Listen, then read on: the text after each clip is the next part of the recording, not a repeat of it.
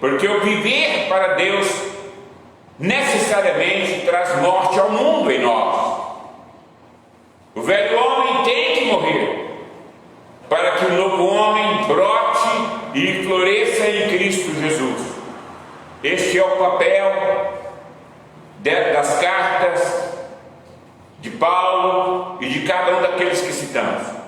É tentar trazer a mente ao coração do povo de Deus, que é para caminhar com Deus, e só o caminhar com Deus faz sentido.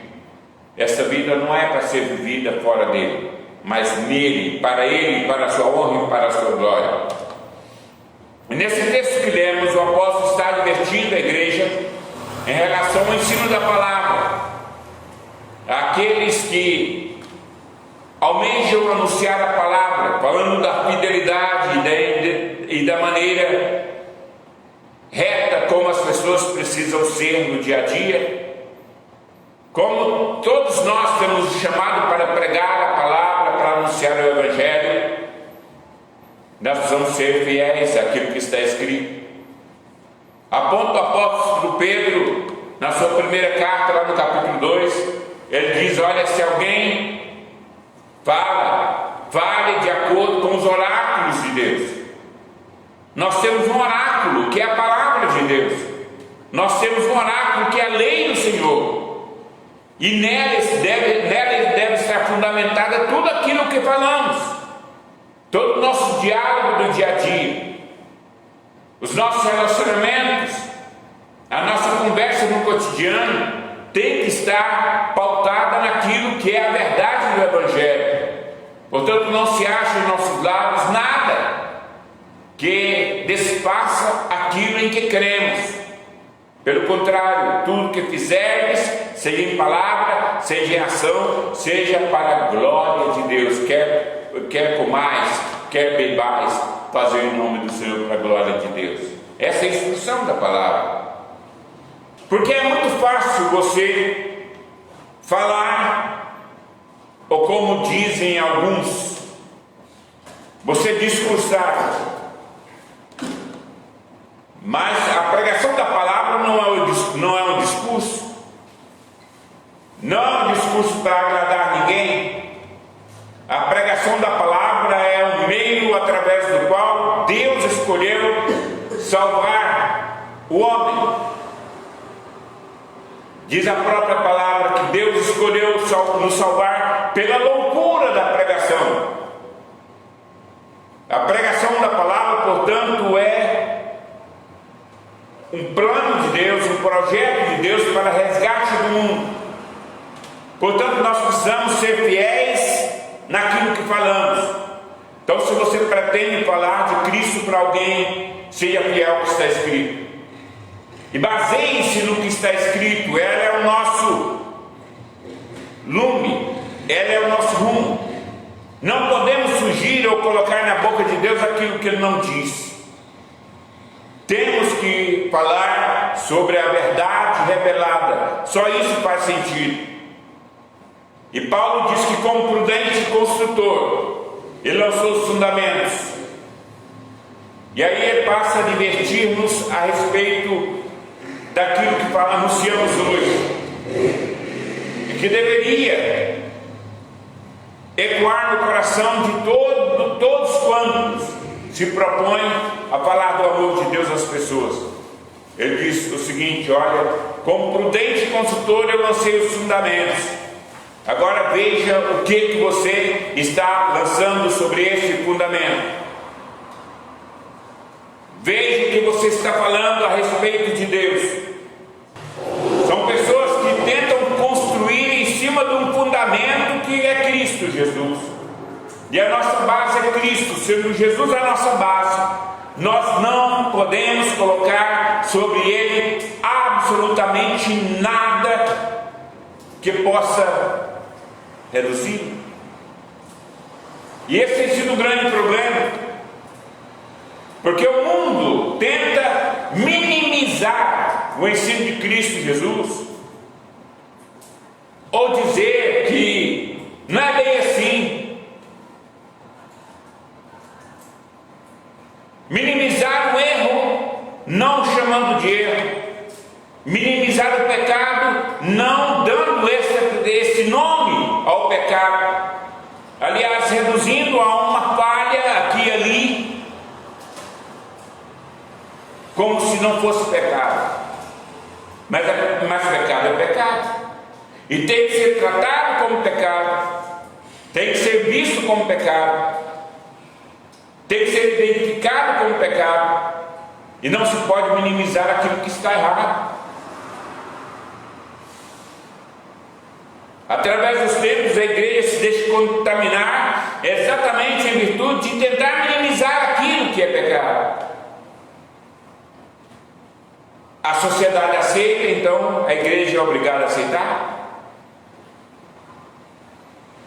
Alguém diz, mas os tempos são outros. Mas a palavra continua sendo a mesma.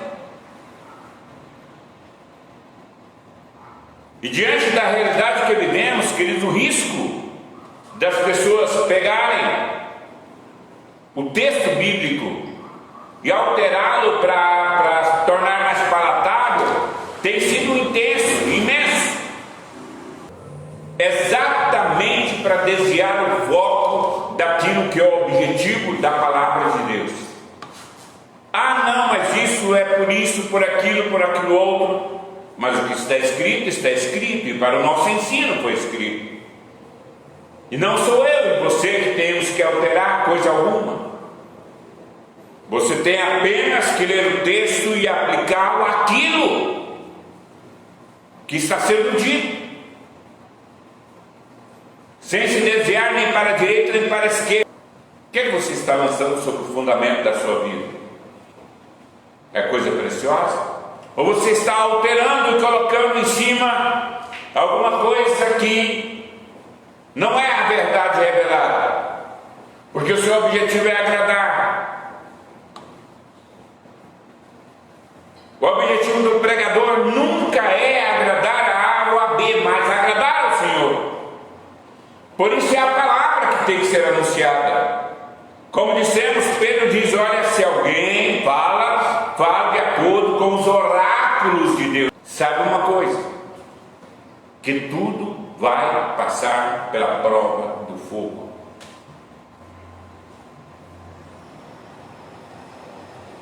Se o que você diz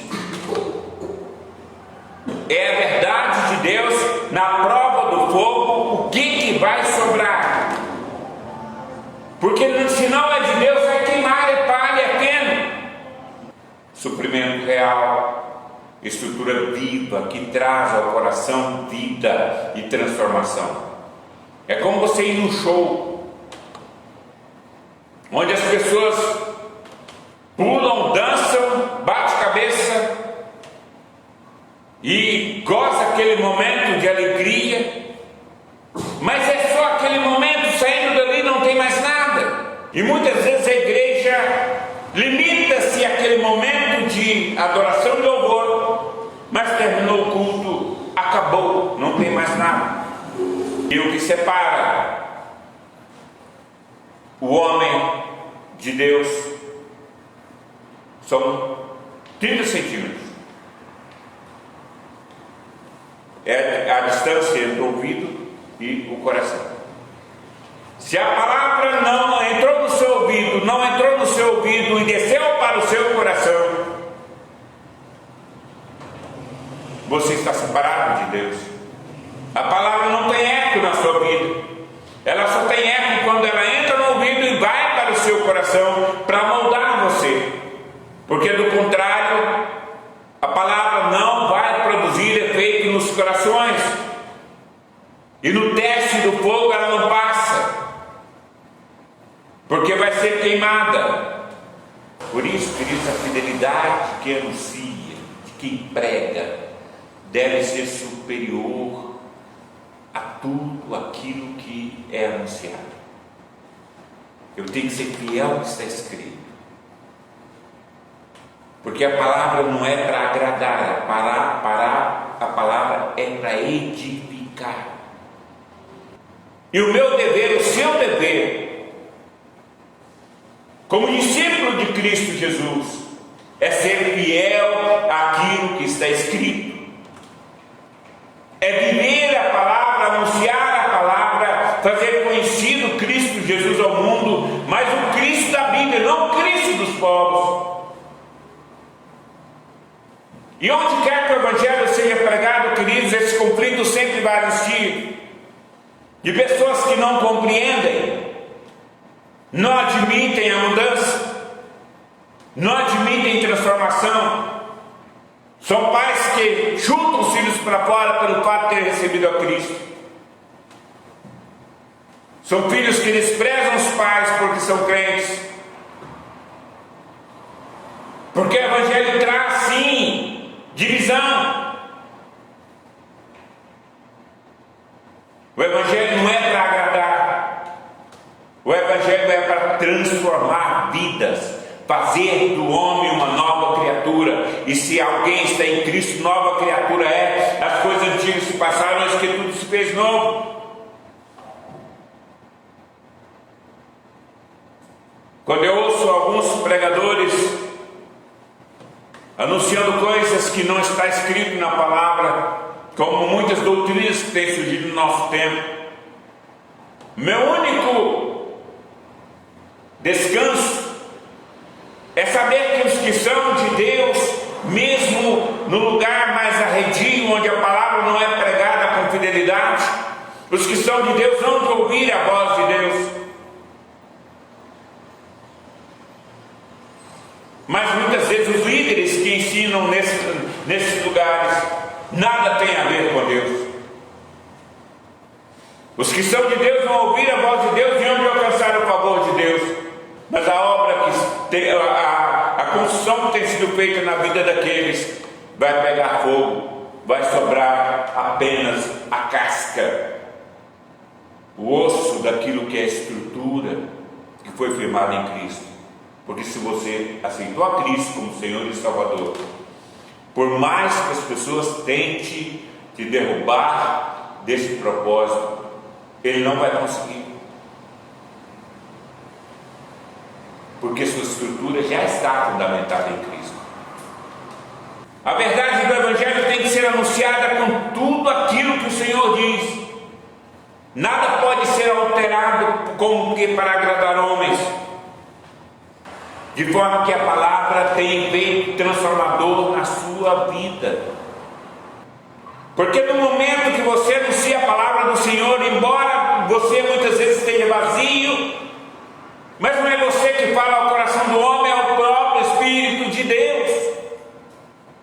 Deus fez ecoar a palavra ali e a obra de Deus foi feita, as pessoas abraçaram a Cristo. O pregador estava vazio, mas a mensagem é do Senhor. Basta o pregador ser fiel à palavra.